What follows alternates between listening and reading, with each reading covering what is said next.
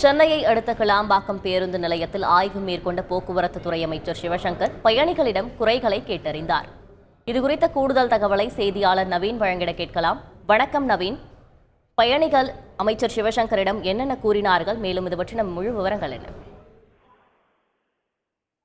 வணக்கம். அதாவது சென்னையில் ஏற்படும் போக்குவரத்து நெரிசலை குறைப்பதற்காக கிளாம்பாக்கம் பகுதியில் பேருந்து நிலையம் அமைக்கப்பட்டு செயல்பட்டு வருகிறது. இந்த பேருந்து நிலையத்தில் இன்றைக்கு போக்குவரத்து துறை அமைச்சர் சிவசங்கர் திடீர் ஆய்வு மேற்கொண்டார். இந்த ஆய்வின் போது அங்கிருக்கக்கூடிய அதிகாரிகள் பயணிகளிடம் குறைகளை கேட்டறிந்தார்.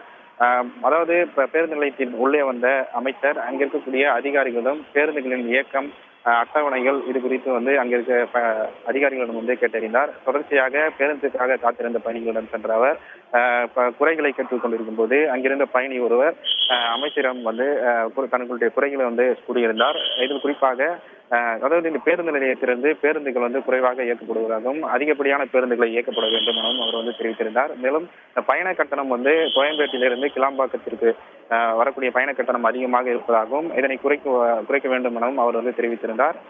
இதற்கு அமைச்சர் இது குறித்து பரிசீலனை செய்து உரிய நடவடிக்கை எடுக்கப்படும் என தெரிவித்தார். தொடர்ச்சியாக இந்த ஆய்வு பணி என்பது இந்த கிளாம்பாக்கம் பேருந்து நிலையத்தில் நடைபெற்று வருகிறது. அதாவது கடந்த ஒரு 4 நாட்களுக்கு முன்பாக பேருந்துகள் இல்லை என பயணிகள் போராட்டத்தில் ஈடுபட்டிருந்த நிலையில் தற்போது அமைச்சர் திடீர் ஆய்வு மேற்கொண்டு இங்கிருக்கக்கூடிய அதிகாரிகளிடம் பேருந்துகளின் இயக்கம் குறித்தும் அதனுடைய அட்டவணை குறித்தும் அதே போல ஓட்டுநர் நடத்துனர் வருகையின் குறித்தும் அதிகாரிகளும் கேட்டறிந்து வருகிறார். அதே போல மேற்கொள்ள உள்ள பணிகள் குறித்தும் அதிகாரிகளிடம் கேட்டறிந்து வருகிறார். விவரங்களுக்கு நன்றி நவீன். இதனிடையே அமைச்சர் சிவசங்கர் செய்தியாளர்களை சந்தித்தார். அதனை காணலாம்.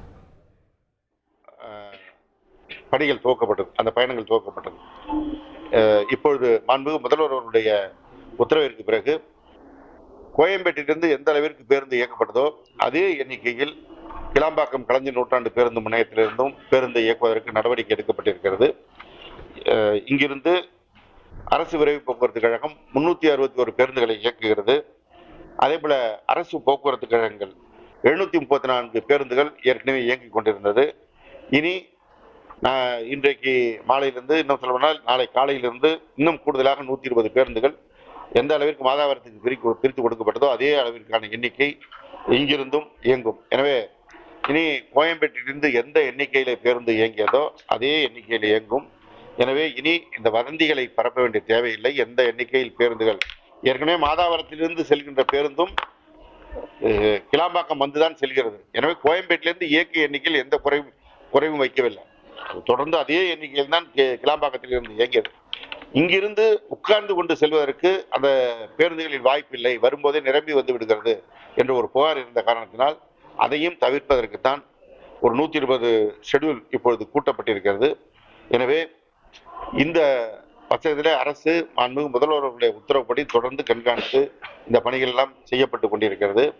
அதே போல இங்கே இந்த கலைஞர் நூற்றாண்டு பேருந்து முனையத்தில் இன்னும் கூடுதல் வசதிகள் வேண்டும் என்ற மக்களுடைய அந்த கருத்து அடிப்படையில் ஒவ்வொரு பணியாக துவங்கி கொண்டிருக்கிறது.